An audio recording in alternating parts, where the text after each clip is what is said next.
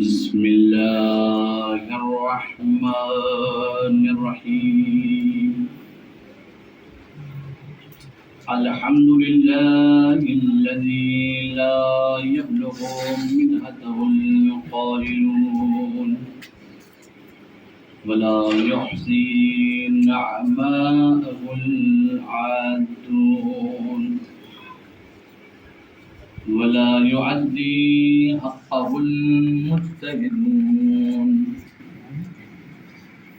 الذي لا يدركه بعد الهمم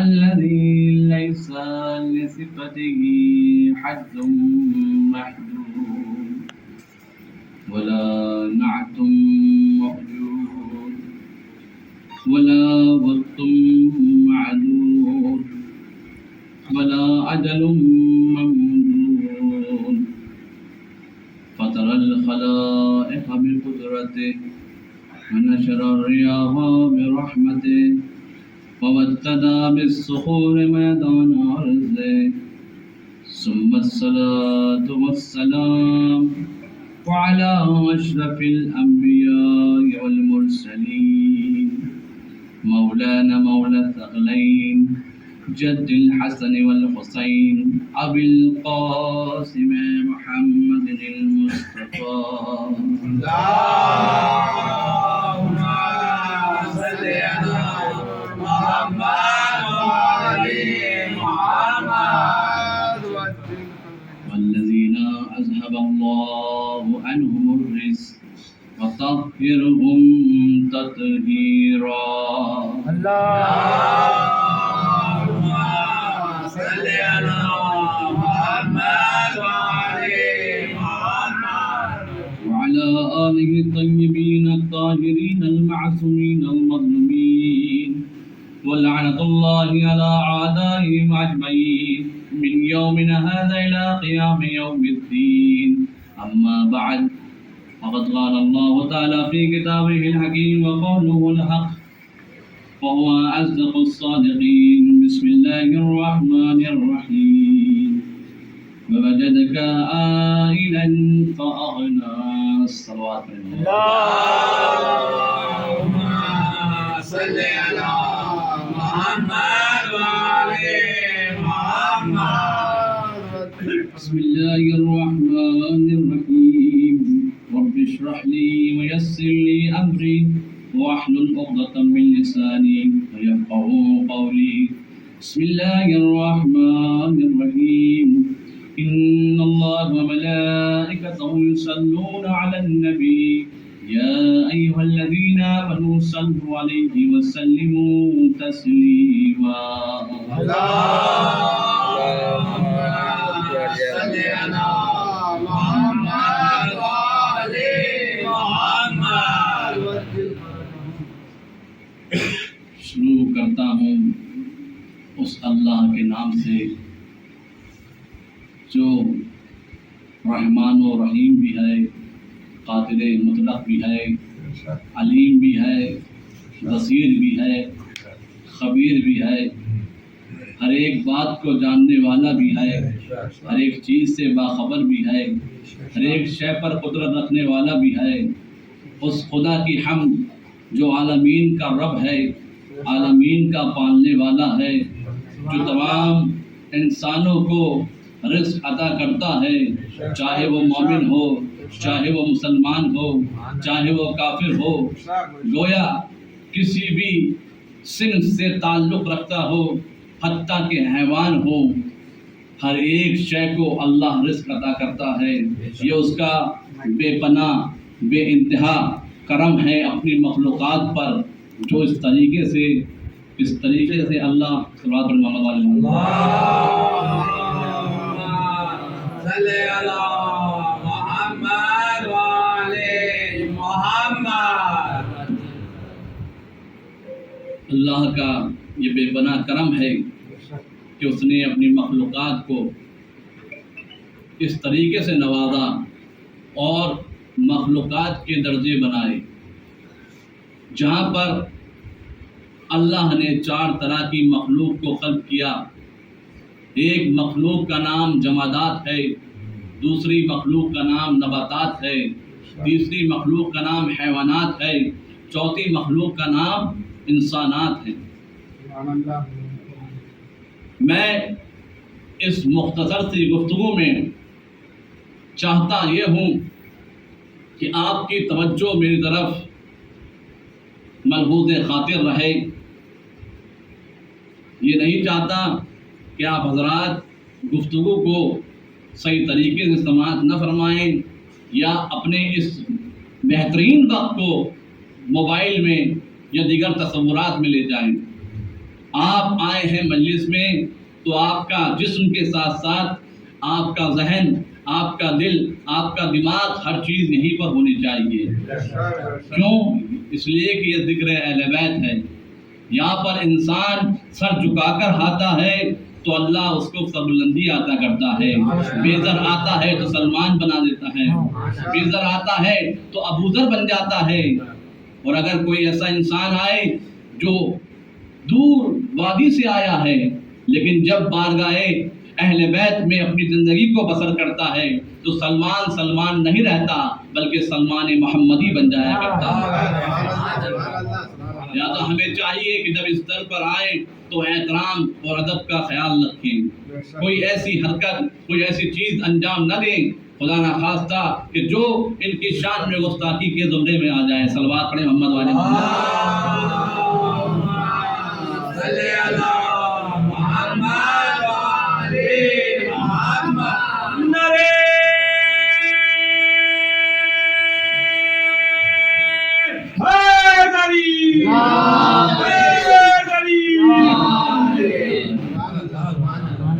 تو اللہ نے 4 طرح کی مخلوق کو خلق کیا ہے: جمادات، نباتات، حیوانات، انسانات۔ جمادات کسے کہتے ہیں؟ پتھر وغیرہ کو۔ تعریف کیا ہے اس کی؟ کہ جو عقل نہیں رکھتے، رشد و نما نہیں کرتے، اپنی جگہ پر ساکت رہتے ہیں، اپنی جگہ پر ڈٹے رہتے ہیں، ہلتے نہیں ہیں۔ ان کو ہلایا جائے، لے جایا جائے تو وہ ایک جگہ سے دوسری جگہ جا سکتے ہیں۔ نباتات کیا ہے؟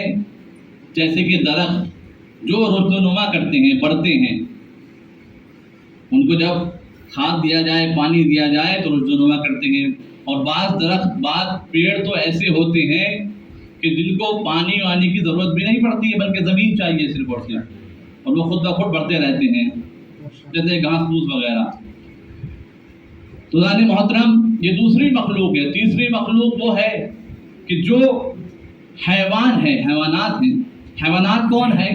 کہ جن کے پاس عقل نہیں پائی جاتی لیکن شعور پایا جاتا ہے، سمجھ پائی جاتی ہے، لیکن عقل ان کے پاس موجود نہیں ہے۔ کیسے؟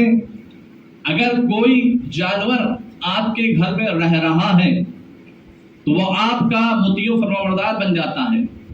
اسے بھوک لگے گی تو اسے احساس بھوک تو ہے، اسے معلوم تو یہ ہے کہ مجھے کھانا کھانا چاہیے، مجھے کوئی غذا دے دے، لیکن اسے یہ نہیں معلوم کہ جو غذا وہ کھا رہا ہے پاک ہے یا حلال ہے، نجیس ہے یا حرام ہے۔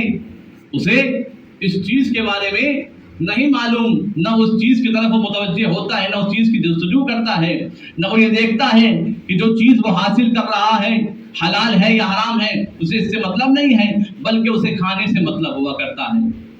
لیکن انسان اس مخلوق کو کہتے ہیں کہ جس کے پاس عقل کے ساتھ ساتھ شعور بھی پایا جاتا ہے۔ وہ یہ مشخص کرتا ہے کہ کون چیز اللہ نے اس کے لیے حلال قرار دی ہے، کون سی چیز اللہ نے اس کے لیے حرام قرار دی ہے۔ تو ذات محترم، جمادات کی معراج یہ ہے کہ وہ اپنے آپ کو فنا کر دے نباتات کے لیے۔ نباتات کی معراج یہ ہے کہ وہ اپنے آپ کو فنا کر دے حیوانات کے لیے، اور حیوانات اور نباتات اور جمادات کی معراج یہ ہے کہ وہ انسانوں کے لیے اپنے آپ کو فنا کر دے،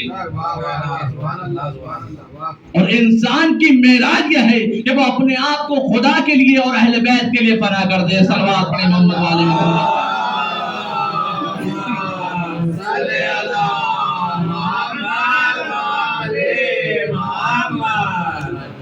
کیا آپ نے محسوس کیا؟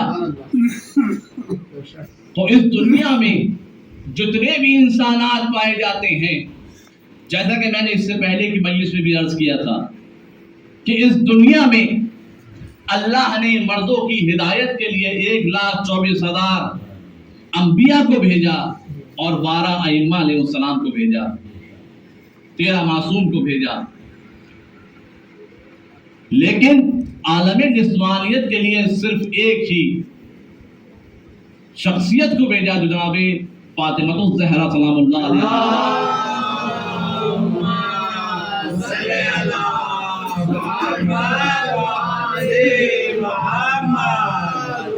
تو اس کا مطلب یہ نہیں ہے کہ کوئی اور عورت ایسی نہیں موجود تھی کہ جو آئیڈیل نہ بن سکتی ہو، نمونہ نہ بن سکتی ہو، یا محترم شخصیت نہ پائی جاتی ہو۔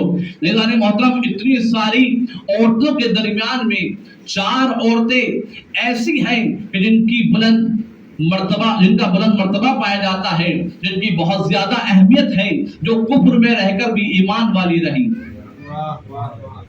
یعنی اپنی زندگی کو کفر کے ساتھ میں گزارا لیکن ایمان والی رہیں۔ وہ کون تھی؟ وہ پہلی بیوی کا نام جناب آسیہ بنت مزاحم۔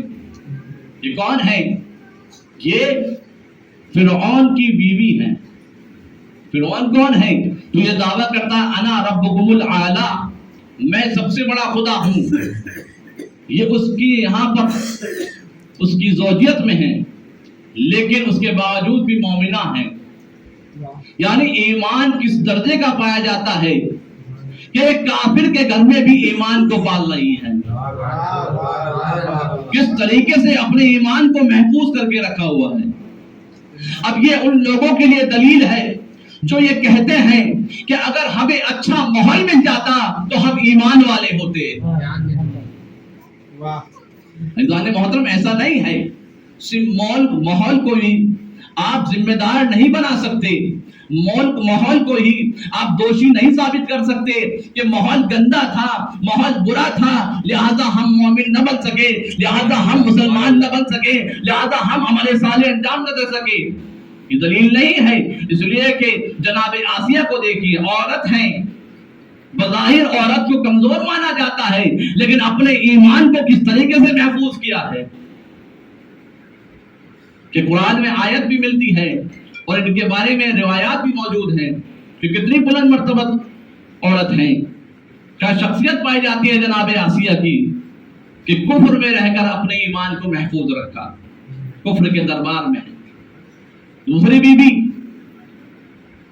مریم بنت عمران، جناب عیسیٰ کی ماں، اتنی پاک و پاکیزہ، اتنی طیبہ، اتنی طاہر کہ پورے حواری جو عیسائی تھے، جناب عیسیٰ کے بعد جو عیسیٰ بنے انہیں حواریون، اس سے پہلے بھی حواری کہا جاتا تھا ان کو، حواریون۔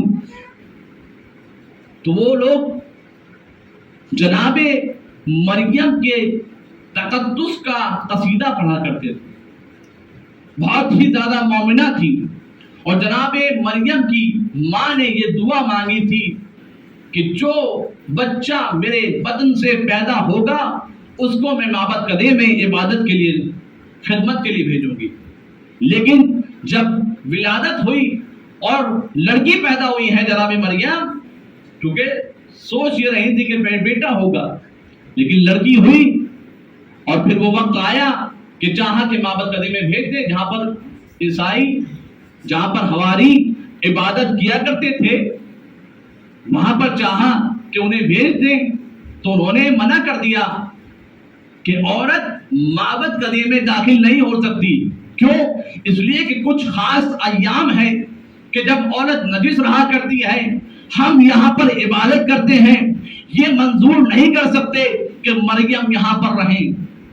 عزیزان محترم، لیکن وہ مرحلہ بھی آیا کہ جناب مریم کو ایک کمرہ وہاں پر دے دیا گیا اور وہ وہاں پر رہنے لگی، عبادت خدا انجام دی اور خدمت معبد کرنے لگی۔ ایک روز آیا کہ جناب زکریا جو جناب مریم کے چچا ہیں اور نبی بھی ہیں اس وقت کے، جناب مریم کے پاس آتے کیا دیکھتے ہیں؟ ایک تھان موجود ہے جس کے اندر طرح طرح کے غذا موجود ہیں، پھل موجود ہیں۔ پوچھتے ہیں یہ खान, ये खान पोश, ये खाना, या नाओ अक़साम की ग़िज़ा कहाँ से आई? और हमारे यहाँ हमारे यहाँ पर जब कोई चीज नहीं आती है तो हमें चाहिए कि हम अपने बच्चों से पूछें। जनाब ज़करिया क्यों सवाल कर रहे हैं? जनाब मरियम पर पूरा एतमाद रखते हैं, उन्हें पूरा एतमाद है, इसलिए कि मोमिना है, मुक़द्दसा है, ताहिरा है। इन्नल्लाह हस्तफा के, अल्लाह ने इन्हें चुना है। जनाब मरियम को इनके जिंदगी में या इनके बारे में किसी तरह का शक शुबा नहीं रखते हैं जनाब ज़करिया, लेकिन हमें पैगाम देना चाह रहे हैं। कभी कभी सवाल ला इल्मी की वजह से नहीं होता, बल्कि दूसरों को बताने के लिए भी होता है। सवाल हमेशा ला इल्मी की वजह से नहीं होता, बल्कि दूसरों तक पैगाम पहुंचाने के लिए भी होता है। लिहाजा जनाब ज़करिया हमें बयान दे रहे हैं कि जब भी अपने बच्चों के हाथों में कोई नई चीज देखो तो सवाल करो ये कहां से लेकर आए, ये तुम्हें कहां से मिली। तो जनाब मरियम से सवाल किया तो जनाब मरियम ने बताया कि मेरे पास खाने के लिए कुछ नहीं था, मैंने खुदा की इबादत की, नमाज अदा की और बारगाह खुदावंदी में दुआ की, तो अल्लाह ने ये तरह तरह के अनवा व अक़साम के ग़िज़ा और मेरे लिए भेजे हैं, फल मेरे लिए भेजे। सलवात पढ़े मोहम्मद वाले मोहम्मद।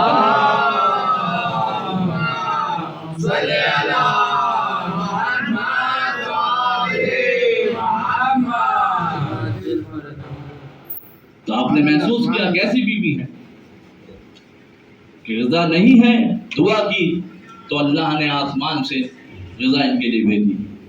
और यही मरियम है कि जब जनाब ईसा को लेकर आई हैं तो सबने एतराज किया है, मरियम तुम तो पाको पाकीज़ा हो, तुम तो ताहिर हो, तुम्हें तो किसी ने मस नहीं किया, तो ये फिर बच्चा कहाँ से लेकर आई? जनाब मरियम का उस दिन चुप का रोज़ा है, खामोशी का रोज़ा है, कुछ नहीं बोल रही हैं। उस गहवारे की तरफ इशारा किया जिसमें जनाब ईसा मौजूद थे, जिसमें जनाब ईसा मौजूद थे, उस गहवारे की तरफ इशारा किया। अब जनाब ईसा ने बोलना शुरू किया, इन्नी अब्दुल्ला आतानियल किताब वजअलनी नबिय्या, मैं अल्लाह का बंदा हूँ, अल्लाह ने मुझे किताब अता की और नबी बनाकर भेजा। ये ईसा गहवारे में बता रहे हैं कि अल्लाह ने मुझे किताब अता की, मुझे नबी बनाकर भेजा। तो ईसा गहवारे में किताब लेकर भी आए, नबी भी बन जाए, लेकिन फ़ख्र ईसा 40 साल के बाद नबी बने। ये बात समझ में आने वाली है। इस बात को आप कबूल करने के लिए तैयार हैं? हरगिज़ कबूल नहीं कर सकते, इसलिए कि जब ईसा पैदा होने के साथ ही नबी भी है और किताब वाले भी है, तो मोहम्मद अरबी जो खातमुल मुरसलीन है, सरदार अंबिया है, ताजे खुल्लत ने पहनाया गया, ताजे हबीबियत ने पहनाया गया, हर एक से बरतर है। कायनात में कोई मखलूक ही पैदा नहीं हुई मोहम्मद से बरतर। तो जो सबसे आला, सबसे बरतर हो, जो सरदार अंबिया हो, वो कैसे हो सकता है कि 40 साल में नबी बने? हम ये तो मान सकते हैं कि 40 साल के बाद इज़हार नबूवत किया है लोगों के सामने, लेकिन हम ये नहीं मान सकते कि 40 साल के बाद नबी बने, इसलिए कि ये वो नबी है कि जिसका वसी जब पैदा हो रहा है तो पैदा होने के साथ ही कुरान भी सुना रहा है, तौरात भी सुना रहा है, इंजील भी सुना रहा है, ज़बूर भी सुना रहा है, और रसूल ऐलान कर रहे हैं, ए अली तुमने तौरात ऐसे पढ़ी जैसे साहिब तौरात पढ़ते थे, बल्कि कह रहे हैं तौरात साहिब तौरात से बेहतर, इंजील साहिब तौरात, इंजील साहिब इंजील से बेहतर, ज़बूर साहिब ज़बूर से बेहतर, और ए अली तुमने कुरान ऐसे पढ़ा जैसे कि मैं पढ़ता था। नारे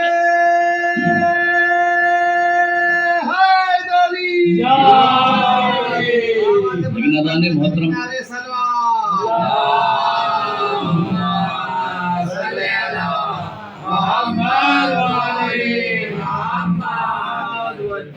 ये नबी ने क्या कह दिया कि अली قرآن ایسے پڑھ رہے ہو جیسے میں پڑھتا ہوں. سبحان اللہ. علی تو یہ پیدا ہوئے ہیں. وہ رسول بتانا چاہ رہے ہیں کم سے کم لفظ قرآن پر ہی غور کر لیا ہوتا تو تمہیں معلوم ہو جاتا کہ قرآن کسے کہتے ہیں. قرآن اس کتاب کو کہتے ہیں کہ جس کو بہت زیادہ پڑھا گیا ہو. تو لوہے محفوظ پر جب میں قرآن کی تلاوت کیا کرتا تھا تو علی میرے ساتھ ساتھ تلاوت کیا کرتے تھے. اس لیے قرآن فرما رہا ہے بسم اللہ الرحمن الرحیم الرحمن خلق الانسان علمہ البیان. الرحمن علم القرآن خلق الانسان. یہ آیت ہے. الرحمن علم القرآن خلق الانسان کہ رحمان ہے وہ ذات جس نے قرآن کی تعلیم دی پھر انسان کو خلق کیا. عجب مسئلہ ہے, عجب مرحلہ ہے. انسان کو خلق بعد میں کیا جا رہا ہے, تعلیم قرآن پہلے دی جا رہی ہے. تو کوئی نہ کوئی تو صداقت ہونی چاہیے. تو علی نے جو کعبے میں تلاوت کی ہے وہ تلاوت کر کے یہی بتایا ہے کہ ہم ہی وہ مخلوق ہیں کہ جنہیں تعلیم قرآن پہلے دی گئی ہے بعد میں بھیجا گیا ہے اس دنیا میں. صلوات پڑھے محمد والے محمد. صلی اللہ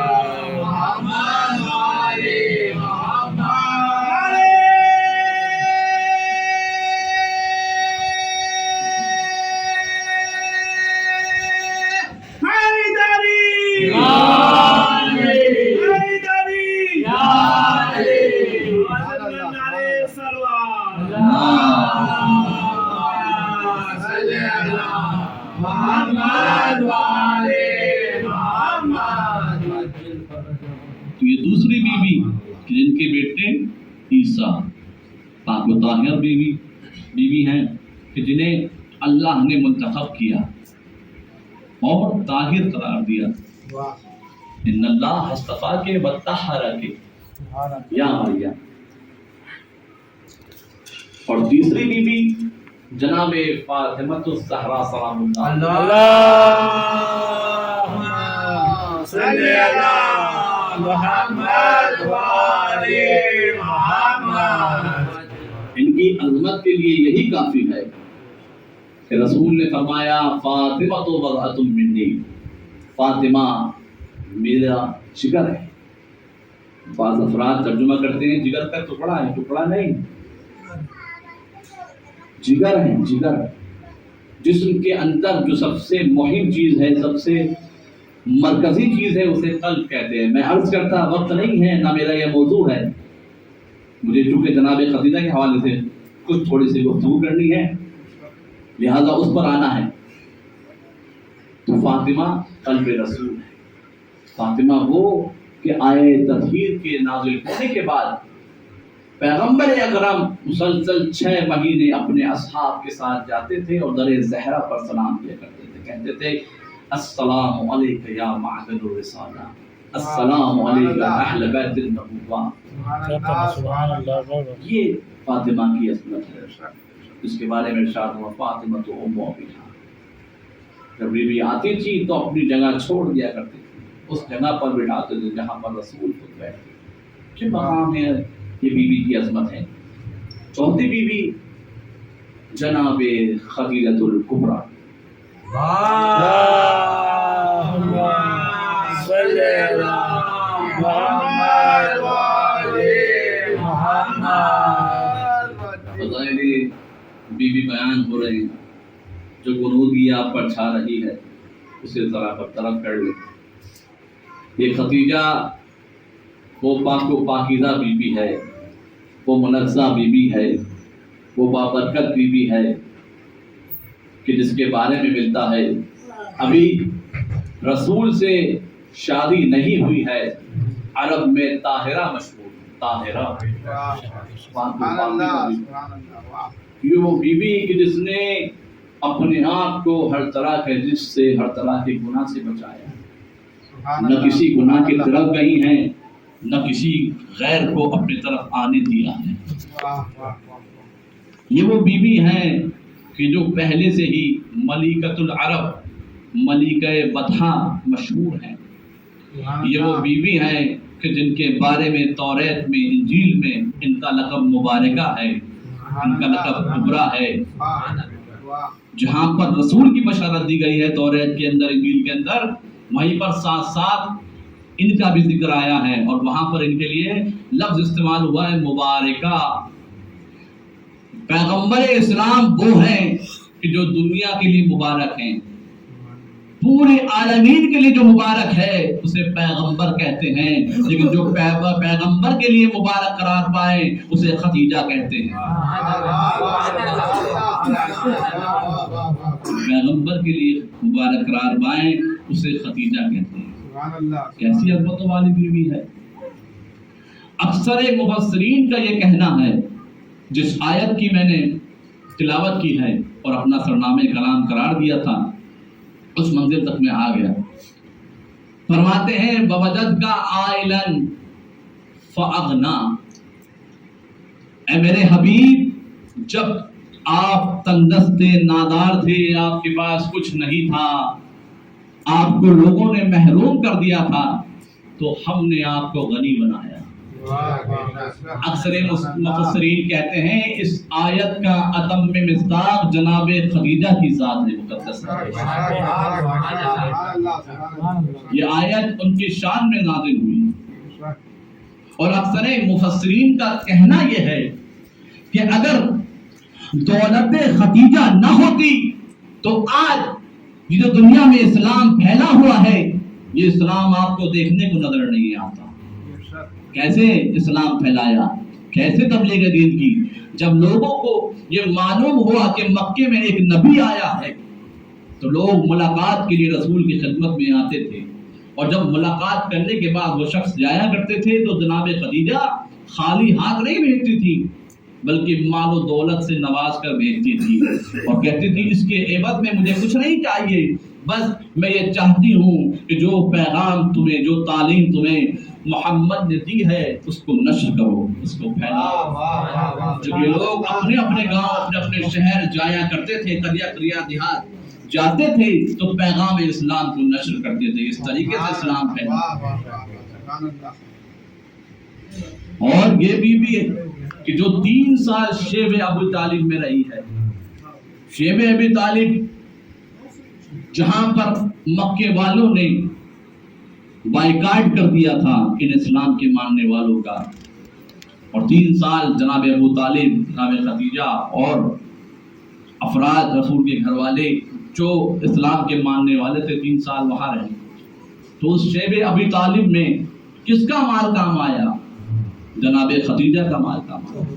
لہذا مفسرین نے، تاریخ نویسان نے لکھا ہے کہ جب خدیجہ شیب ابی طالب سے باہر آئی ہیں تو ان کے پاس کچھ موجود نہیں تھا، ساری دولت ختم ہو چکی تھی، رسول کی محبت میں، اسلام کی محبت میں پوری دولت لٹا چکی تھی۔ مولا کائنات خطبہ قاسیہ میں کہتے ہیں کہ جناب خدیجہ نے اسلام کی راہ میں اتنا مال لٹایا کہ اسلام کو پیرو چلنا سکھایا ہے۔ یعنی اسلام جو پیرو چلنا سیکھا ہے، یہ بچہ چھوٹا ہے، جب پیرو چلنے لگے گا ماشاءاللہ تو کون ان کے ماں باپ، ان کے رشتہ دار اس کو پیرو چلنا سکھائیں گے انگلیاں پکڑ کر؟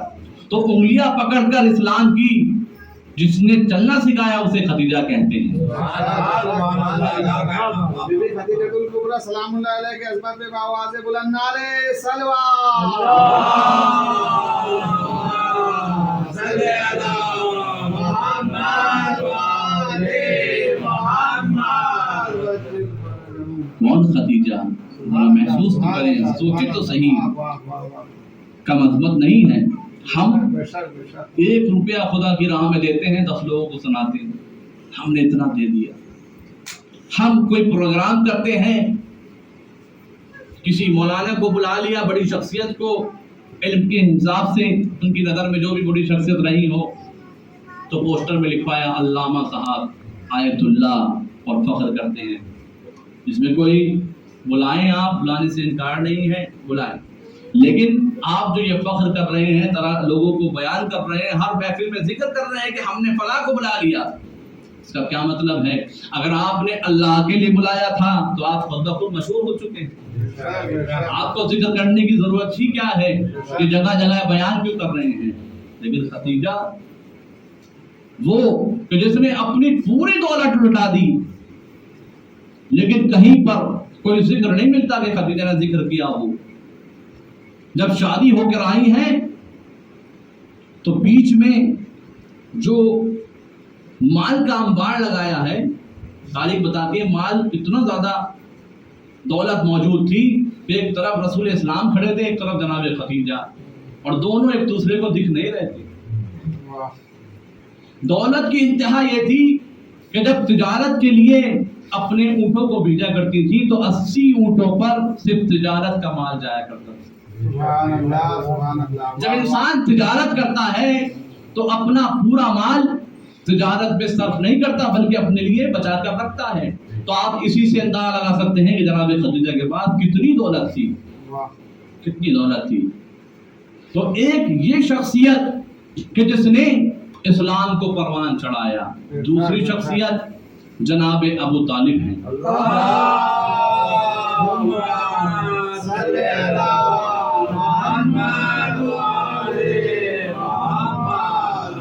جو رسول کے ناصر رہے ہیں، ہمیشہ مددگار ثابت ہوئے۔ تو جناب خدیجہ وہ ہیں کہ جس کے بارے میں آئے قرآن کہہ رہی ہے وَوَجَدْكَ عَائِلًا فَأَغْنَىٰ، اے رسول جب آپ تنگ دست تھے تو ہم نے آپ کو غنی بنایا، ہم نے آپ کو غنی بنایا۔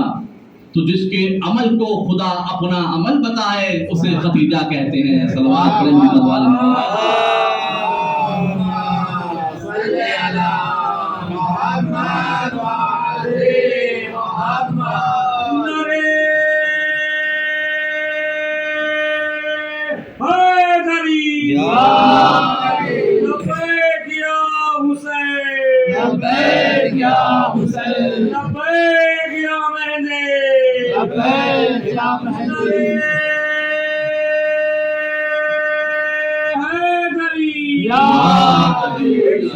ابو طالب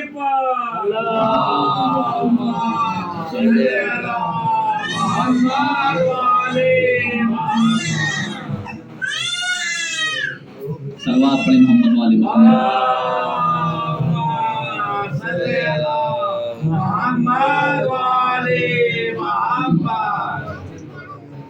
تو جناب خدیجہ کے بارے میں خود پیغمبر اسلام نے فرمایا، پیغمبر فرماتے ہیں کہ دو چیزیں کہ جس کے ذریعے سے اسلام کو بہت زیادہ فائدہ ہوا ہے، وہ دو چیزیں، ایک علی کی شمشیر کہ جو میدان میں نسلوں کو دیکھ کر چلتی تھی، اس کی وجہ سے بہت سارے افراد مسلمان ہوئے، اور دوسرے مال خدیجہ کہ جس نے اسلام کو پروان چڑھایا، جس نے اسلام کو بقا دی، یہ عظمتوں والی بیوی ہے۔ ناظرین محترم، ازواج رسول فرماتی ہیں کہ جب ہم یہ چاہتے تھے کہ رسول سے قربت حاصل کریں تو خدیجہ کا واسطہ دیا کرتے تھے، خدیجہ کا ذکر چھیڑ دیا کرتے تھے۔ ایک روز عائشہ سے روایت ہے، کہتے ہیں ایک روز رسول جناب خدیجہ کو بہت زیادہ یاد کیا کرتے تھے، تو میں نے کہا کہ میں جوان ہوں، آپ میری طرف دیکھتے نہیں ہیں، معاذ اللہ اس ضعیفہ اور بھٹی کو اتنا کیوں یاد کرتے ہیں؟ معاذ اللہ، یہ ان کے الفاظ ہیں میرے نہیں۔ تو رسول رحمت والے رسول کی پیشانی پر بل آ گئے اور آثار غضب ظاہر ہو گئے کہ خاموش رہو، تمہیں کیا معلوم خدیجہ کیا ہے؟ خدیجہ وہ ہے کہ یہ خدیجہ میرے اوپر اس وقت ایمان لے کر آئی جب مجھے لوگ جھٹلا رہے تھے، میری تکذیب کر رہے تھے۔ یہ وہ بی بی ہے کہ جس نے سب سے پہلے میرے ساتھ نماز پڑھی۔ دوسرا شخص اس میں علی ہے کہ جنہوں نے سب سے پہلے میرے اوپر نماز پڑھی۔ یہ وہ بی بی ہے کہ جب میں تنگ دست تھا، سب نے مجھے محروم کر دیا تھا، تو خدیجہ نے اپنے مال سے میری مدد کری۔ سبحان اللہ واہ کہ فضائل پڑھ رہے ہیں جناب خدیجہ کے رسول اسلام. اور جب شادی ہوئی ہے جناب خدیجہ چونکہ آثار نبوت کو وجود رسول میں دیکھ چکی تھی، احساس کر چکی تھی، اور رسول کی صداقت اور امانت کا کلمہ پورا عرب پڑھ رہا تھا، اس بات کو جانتی تھی، اور توریت و انجیل سے واقف تھی، اس میں بھی اس کا مطالعہ کر چکی تھی، جان چکی تھی کہ ہو نہ ہو یہ وہی محمد ہے، یہ وہی خاتم الانبیاء ہے جس کا ذکر کتاب توریت و انجیل میں ہوا ہے. لہذا عرب کے رؤساء نے جناب خدیجہ سے شادی کا رشتہ بھیجا، لیکن جناب خدیجہ نے انکار کر دیا. یہاں تک کہ دو رؤساء کا نام ملتا ہے، ایک کا نام ابو سفیان، دوسرے کا ابو جہل، ان کے بھی رشتے کو ریجیکٹ کر دیا، ان کے بھی آفر کو ٹھکرا دیا. کیوں؟ اس لیے کہ وہ یہ چاہتی تھی کہ جیسے میں پاک و پاکیزہ ہوں ویسا ہی انسان مجھے بھی عطا ہو.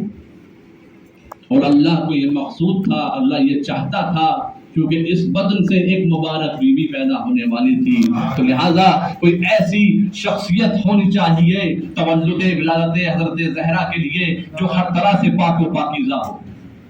بے شک بے شک. لہٰذا شادی ہوئی اور یہ مرحلہ پہنچا کہ جناب خدیجہ شادی کے بعد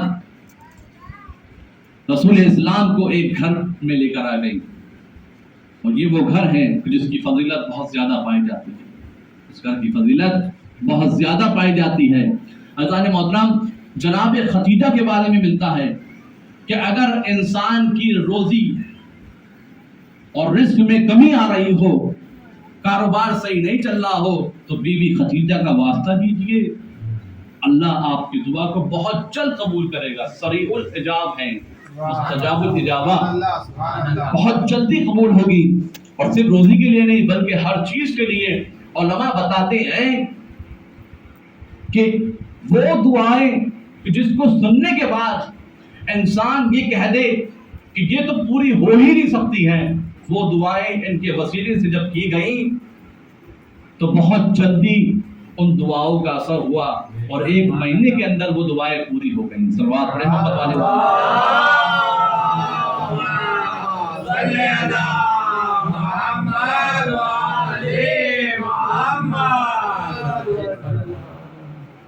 تو جس گھر میں بی بی فاطمہ، بی بی خدیجہ رسول کو لے کر آئی ہیں، اس کی بھی بہت زیادہ فضیلت ہے.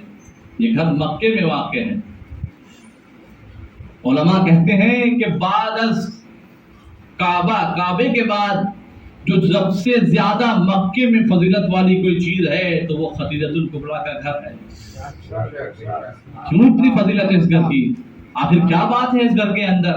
کہتے ہیں کہ وہ گھر ہے کہ جس میں رسول کے بیٹے قاسم پیدا ہوئے، پھر ان کا انتقال اسی گھر میں ہوا، جس کی وجہ سے رسول اسلام قاسم کے ہونے سے ابو القاسم ان کی کنیت کہلائی.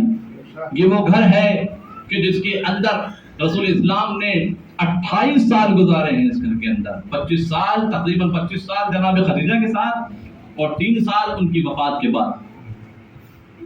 یہ وہ گھر ہے کہ جہاں پر حضرت فاطمہ الزہرا سلام اللہ علیہ کی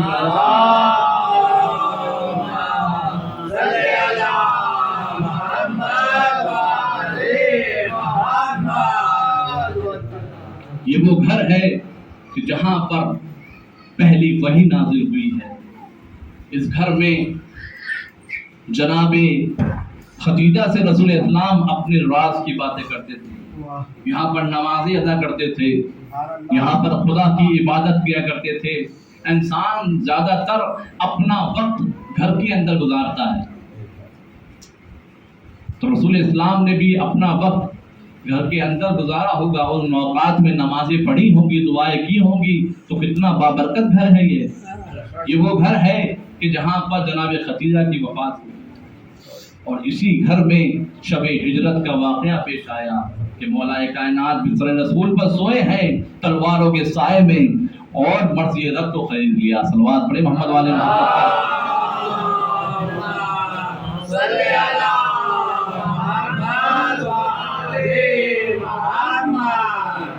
بہت سارے واقعات اس گھر سے منسوب ہیں، لیکن وقت زیادہ ہو گیا ہے، لہذا آخری بات یہی وہ گھر ہے کہ جہاں پر محبت عربی نے خدیجۃ الکبریٰ کو اپنا رازدار بنایا، رموز اپنے خدیجۃ الکبریٰ کے حوالے کی۔ حضرات محترم، روایت یہ کہتی ہے کہ اپنے راز کو اپنے دل میں رکھو، کسی سے بیان مت کرو، اور اگر تم بہت زیادہ پیٹ کے کچے ہو، بیان کرنا ہی چاہ رہے ہو، تو کم از کم عورتوں سے بیان مت کرو۔ میں عورتوں سے معذرت چاہتا ہوں، عورتوں سے بیان مت کرو۔ لیکن کتنا اعتبار تھا محمد عربی کو، رسول اسلام کو، خدیجۃ الکبریٰ کو رازدار بنایا۔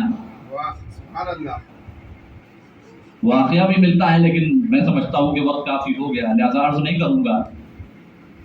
احساس کریے عظمت، یہ عظمتوں والی بیوی ہے جس کو رازدار بنایا، جو مونس تھی رسول کی، ہمدم تھی، ہر ایک وقت رسول کے لیے اپنے آپ کو فنا کر دیا۔ دنیا میں اگر آپ دیکھیں تصور بھی نہیں کر سکتے ہیں، نہ ایسی بیوی پیدا ہوئی ہیں نہ پیدا ہوں گی، اس لیے کہ پیدا ہونے کے لیے فاطمہ بھی تو ہونی چاہیے،